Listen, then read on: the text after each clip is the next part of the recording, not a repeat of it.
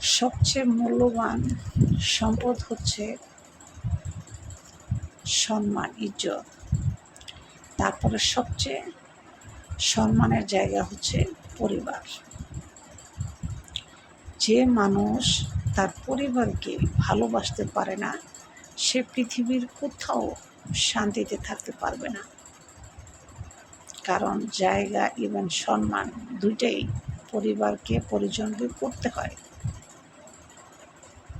সম্মানের দুইটা জায়গাকেই যথেষ্ট সম্মান দেওয়া উচিত। যে ব্যক্তি নিজের পরিবারকে সম্মান করে না, নিজের পরিবারকে ভালোবাসে না, সে তো কোনো মানুষই না, সে মানুষের কোনো কাতারই পড়ে না। তাই নিজের পরিবারকে সম্মান করবেন, রেসপেক্ট করবেন, ভালোবাসতে চেষ্টা করবেন।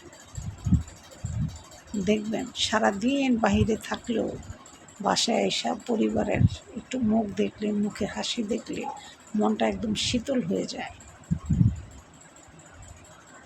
তাই পরিবারকে সম্মান করবেন, রেসপেক্ট করবেন।